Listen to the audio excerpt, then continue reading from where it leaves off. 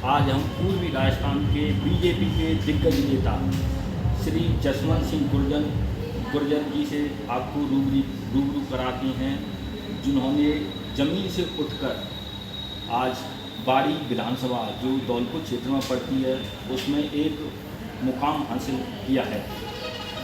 Sir, आज देवनारायण जयंती और रामदेवरा जयंती है, उसके बारे में जनता को क्या कहना चाहती है, राजस्थान की जनता को? देखिए, देवनारायण भगवान और रामदेवरा में पूरे लोगों की आस्था है और आस्था का ये पर्व मनाया जाता है। इसमें जो मेला लगता है ये हमारी सांस्कृतिक धरोहर है। इससे एकता और भाईचारा कायम रहता है और ऐसे मेले लगना बहुत आवश्यक है। आस्था के बिना आदमी के मन विचार बदलते नहीं हैं और जहाँ आस्था होती है वहाँ आदमी निश्चित तौर पर एक भक्ति भाव उत्पन्न होता है और मूल जो हमारी संस्कृति और संस्कार हैं उसका ज्ञान प्राप्त होता है और ईश्वर में उनकी आस्था और बढ़ती है कि ईश्वर नाम की चीज़ कोई संसार में है। ये हमारे देवताओं के माध्यम से ही हम लोग आज जो हिंदू शब्द है उसका मतलब ही भावनात्मक है, दया है, दयालु है। और मैं समझ रहा हूँ कि ऐसे मेले लगने चाहिए जिससे हमारी संस्कार और संस्कृति हमेशा जीवित रहे।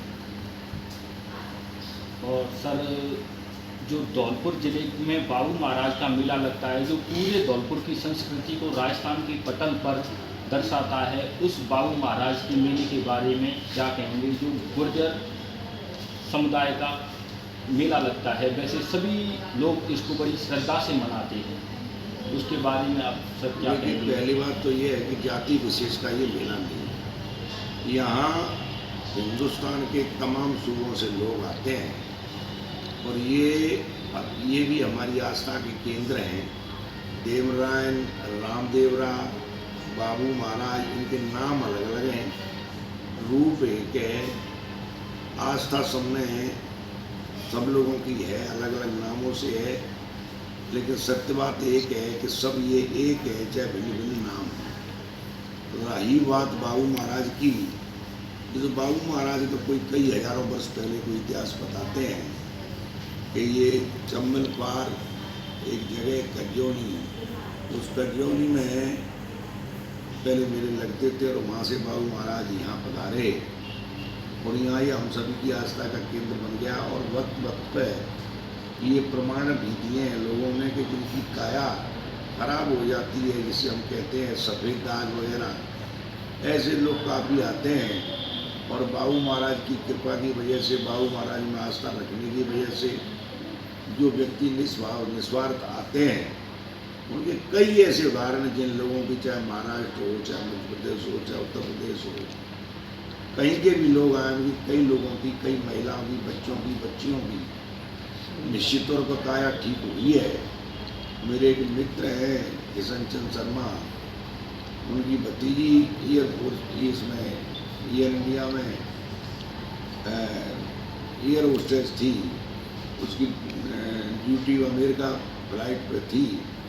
वो मेरे सामने एक बार आई, उसने कई बार यहाँ जात बोलते जैसे मेला लगता है गांव की भाषा में, तो यहाँ कई बार आई और अंत में मैंने देखा कि बिल्कुल ठीक हो गई। ऐसे अनेक उदाहरण हैं जिसने बाबू महाराज ने आस्था रखी है और भक्तों ने जैसे उनको बताया है कि भैया हर महीने या हर वर्ष जैसे मेला जात तो हर महीने लगती है, लेकिन बड़ा मेला ये भादों के महीने में ही लगता है।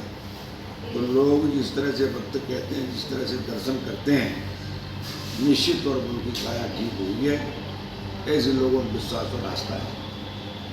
आपके ऊपर बाबू महाराज की कृपा रही, जो आपका संघर्ष है वो सफल रहा, तो आप गरीब तबके और जो गुर्जर समाज और राजपूत समाज में जो द्वेष पैदा हो जाता उसमें आप आगे सद्भावना के लिए संघर्ष कर रहे हैं, उसके लिए आप क्या कहना चाहेंगे? पत्रकार बंधु, आपके चैनल से मैं आपको निवेदन करना चाहूँगा क्योंकि मेरी नज़रों में तो चाहे दलित समाज हो चाहे अन्य कोई समाज हो, सब समान है। और जब तक आदमी राजनीति करता है सबको समान दृष्टि से देखना चाहिए और पार्टी से उठ के और जाति से उठ के राजनीति करे तो राजनीति करने में आनंद है। बाकी अगर केवल जाति आधार पर उलझा रहे तो मैं समझ रहा हूँ आदमी दूसरी नज़र से देखता है। अपने मन में और अपने विचार जरूर ही होना चाहिए कि जब तक हम पॉलिटिक्स कर रहे हैं जाति से और पार्टी से ऊपर करना चाहिए और सभी लोगों को काम करने चाहिए। रहा मेरा जुड़ाव तो मैं बता रहा हूँ कि पहले भी ज़मीन से जुड़ाव रहा है, ज़मीनी जुड़ाव, और आज भी ज़मीन पे ही हूँ। कोई मेरे आज तक पर पंख लगे नहीं है, न ऐसी कोई बात है। लगातार राजनीति करता हूँ और राजनीति इसलिए करता हूँ कि लोगों का मैं भला कर सकूँ। जो अंतिम पंक्ति में व्यक्ति खड़ा है उसका भला कैसे हो सकता है। मैं चुनाव लगातार हारा हूँ वो एक अलग बात है, लेकिन मेरी पार्टी मेरे मित्रगण मंत्री रहे मंत्री रहेंगे। पार्टी भी हमेशा निरंतर प्रगति की ओर है और मैं समझ रहा हूँ कि आने वाला समय निश्चित तौर पर राजस्थान में भारतीय जनता पार्टी की सरकार बनेगी।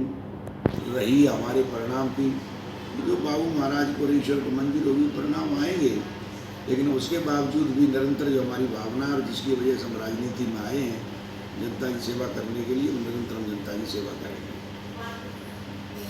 आप एक बार विधायक रहे हैं, उसके बाद ऐसा कोई काम रह गया हो आपने जो 5 साल में पूरा नहीं कर पाए हों किसानों के हित में, आप अपने किसानों से बोलेंगे कि जो काम पहले नहीं कर पाए थे वो काम अब करेंगे अब की बार?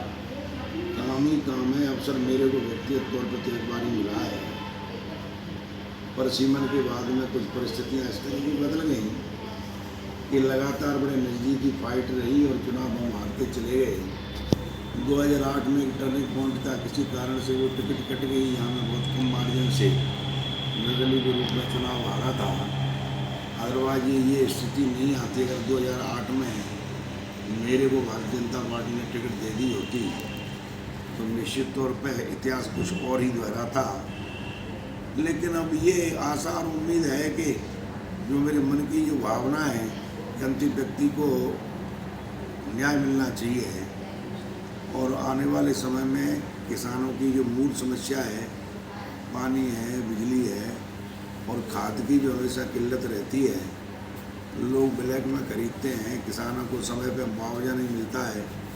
मैं आपके माध्यम से मुआवजे की भी मांग करता हूँ। इनको 2019 से आज तक कोई मुआवजा नहीं मिला है। सरकार गूंगी बहरी बैठी है। इन गरीबों को मुआवजा मिले। आज 100 वर्ष बाद चंबल इतनी भयंकर रूप से आई है कि गांव के गांव में 1 किलो भी बाजरा नहीं होगा। सर्वे कराया मैं और हमारे सांसद दोनों गए हैं सर्वे में, प्रशासन भी साथ था हमारे। मैं समझ रहा हूँ कि आपके माध्यम से ये सरकार को कहना चाहूँगा कि भाई अब तक जो तुमने किया गूंगी बहरी बन के मोन बन के बैठी हो आप, इन गरीब किसानों का तो भला करो नहीं। आने वाले समय में जनता सब जानती है, जनता बोले नहीं अलग बात है, मन और आत्माओं में चाहे पढ़ा लिखा है चाहे बिना पढ़ा लिखा है, लेकिन हर व्यक्ति ये वह जानता है कि कौन सी सरकार अच्छी है, कौन सी सरकार अच्छा काम करती है, कौन सा व्यक्ति काम अच्छा करता है। कांग्रेस तो आदिकाल से लुटेरी और घर बनने वाली और पारिवारिक लोगों को रिश्तेदारों को बढ़ाने वाली, स्वयं का घर भरने वाली सरकार और व्यक्ति हैं। इसलिए मैं आपके चैनल से निवेदन करना चाहूँगा कि सरकार अभी भी चेत जाए, किसानों को बेचारों को मुआवजा मिल जाए समय पे, ताकि इनके बच्चे सुखी रहें। यही मैं आपके माध्यम से अपील करना चाहता हूँ। तो हम अपने चैनल के माध्यम से बताना चाहते हैं कि बीजेपी के दिग्गज नेता और जनता के जनप्रिय जातिवाद से ऊपर उठकर सभी समाजों को एक उसमें कड़ी में पिरोने वाले श्री जसवंत सिंह गुर्जर जी को धन्यवाद।